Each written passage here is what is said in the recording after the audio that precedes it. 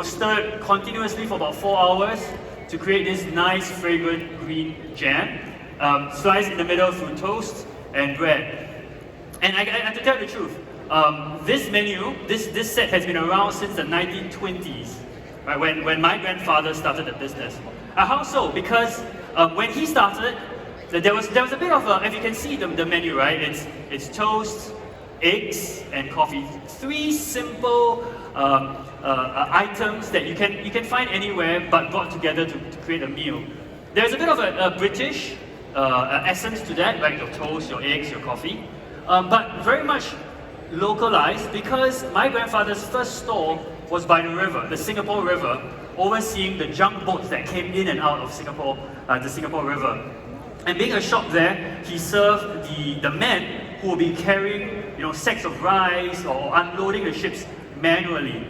And so, being poor, in the 1920s to all the way to 1940s, being very tough at the situation, the men could only afford 2 meals a day. So if you could have 2 meals a day, naturally, I think you would have breakfast and dinner, right? I mean, this is how they work. So needless to say, dinner was like rice or fish, something that they would share in their dorms. But breakfast would be something that had to last the whole day. And what better than the kaya toast set? It has your protein, which is in the eggs. It has your carbohydrates, which is in the toast. And the coffee should last you, the coffee will give you your energy for the day. So back in the 1920s, this meal should last you the entire day to dinner. I think for today, for us, it wouldn't last me till 10 o'clock. So I'm not sure, maybe times have changed. In Singapore, we have 71 outlets. In a pretty relatively small and dense area, we have 71 and we are still growing. And in the region, we go all the way from Bali, Indonesia represent, right? And all the way to Tokyo. So we have about 50 over outlets spread across Southeast Asia, the furthest being Japan. And this is our motto. The company motto is the toast that binds, kinship, friendship, and partnership. This was coined by my mother because she noticed 3 things. The kinship part was where we saw families coming together. On Saturday mornings, the parents would bring their kids to have breakfast, to have a meal, to laugh, to do coloring at our shop. So that was really family. For friendships, because we saw students after school, after their library, after sports, coming for a cup of coffee, for a cup of hot chocolate. And then partnerships, because when we started to open in a business district, people were not having meetings in the ballroom anymore. They were done. They wanted to go down to a Yakun to have a cup of coffee and close a deal. And then we realized that little did we know that we were actually encompassing all of society. Every walk of life could have a meal together. And then I realized that Yakun is so much more than just a coffee shop or a beverage place. We were actually a meeting ground for people to create conversations, to create memories, to create time together, put aside everything, and that has been the mantra all the way. So up to from the 1940s to 60s, all the way to today, we want Yakun to be a place where people come together, put aside anything that they have, and just focus on each other. Yeah, so on the left is my grandfather. All right, so he started the business. He came to Singapore in the 1920s, started the business around 1940s, and has had one shop the whole time until my father on the right. He took over in 2000, and then he was the one who grew. And I stand here today in front of you as the 3rd generation. My grandfather had one purpose when he came to Singapore, and that purpose was to feed his family. I think a lot of our seniors would have that same drive and that same hardship as well.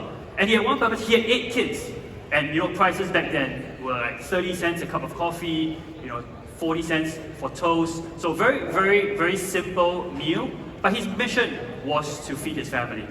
And then when my dad took over in the early 2000s, he had one mission as well. It was to make sure to try to get every Singaporean to have tasted kaya toast, to make it a household brand. And so he was an entrepreneur, and he worked really hard to drive and to grow and to multiply the business.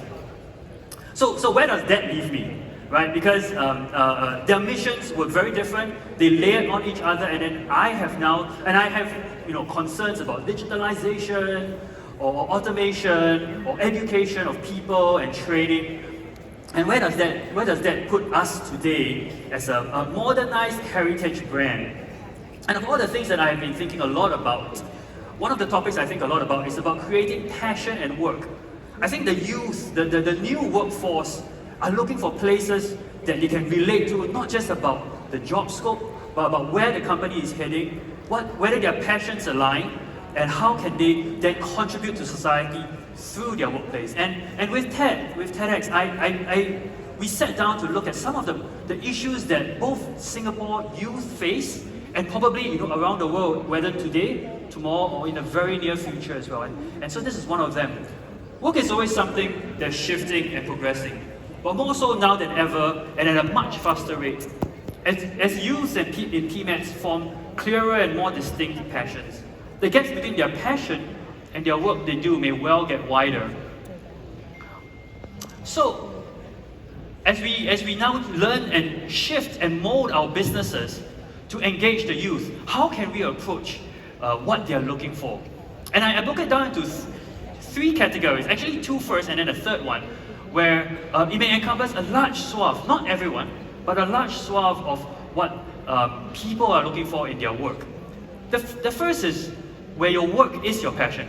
Wonderful people who are able to find, who wake up every morning and can't believe they're doing that thing. So it could be anything from athletes to pilots.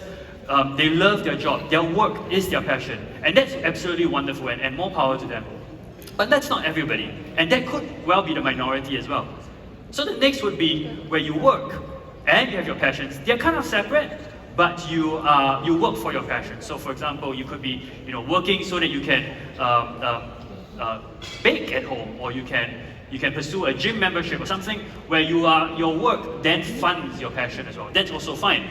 But there may be a third category that melts these two together, and that's something that we can all try to explore, which is where you work, but then you find within your work, within what means most to you, what makes you enjoy what you do most, and then generate that passion along with your bosses, along with your environment, to create passion within your work as well. And so, I just leave you with three simple thoughts on that as we start the wonderful day ahead with wonderful speakers. I just leave you with three thoughts. The first is, when we hire somebody, when we bring somebody into our organization that will then stay with us and grow the company as well, let's not just think about relevant work experience or even what you studied in school, but the entire person. So if this person is, loves marathons and has nothing to do with the work experience, that's fine. It shows resilience, it shows time management, it shows that he has discipline. Hire the person. The second is to keep the organization structure. I mean, we have wonderful organization structures and experts in that area, but what if we look at the organizational interests and keep that flat? So for example, if say a CEO has a passion in climate and an intern has a passion in climate, what's stopping them from working together, having a work group to discuss? Or a senior manager is in charge, loves taking care of the elderly, and so does a frontline worker. How can we bring that together and create common interests that furthers the company's goals? And lastly, growth in one area means growth in all areas. So if a person wants to take time off to improve their rock climbing or travel the world, and if it works within the company's itinerary, by all means, growth in one area would definitely mean growth in the other areas as well. So with that, I will leave you in the wonderful hands of the other speakers. Thank you very much. You've been a great